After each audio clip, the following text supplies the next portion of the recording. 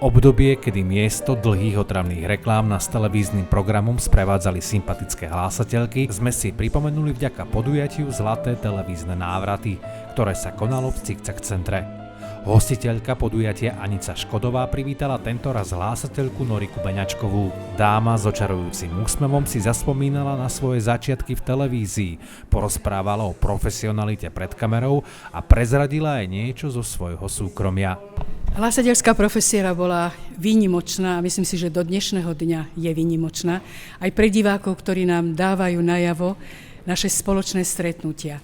A je to úžasný pocit, pretože mnohí si spomínajú na jednotlivé programy, ktoré sme im ponúkali. A ja si myslím, že tým, že sme vysielali naživo, tak sme celkom inak sa prihovárali k divákom a musela tam byť slušnosť, taká komunikatívnosť, srdečnosť a úsmevnosť. Hudobným hosťom talk show Zlaté televízne návraty bola Tatiana Hajzušová, ktorú sprevádzala na klavíri Ani Kopatkolo. Dnes vám zaspievam výber od Evgena Suchoňa. Sú to dve ľudové piesne v úprave skladateľa z cyklu Kucanské piesne Tikuty a z jednej strany Moravy. A ešte vám zaspievam áriu od Giacomo Pucciniho z opery Gianni Schicchi, áriu Lauretti O mio babino caro.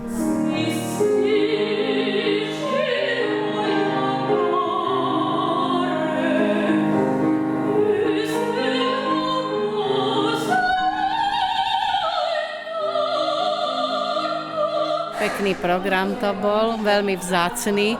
Pani Noriku Beňačkovú si pamätám od detstva. A to bola a je skutočná dáma, takže vždy je to zážitok, takýto program.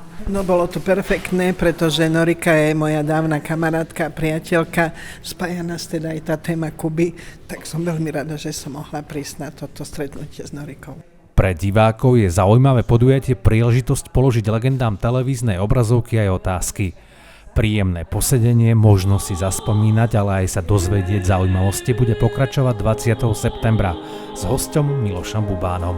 Vážení diváci, naše vysielanie na prvom programe končíme. Lúčime sa s vami, ďakujeme za pozornosť, želáme vám peknú nedeľu, dobre sa vyspite, dobrú noc.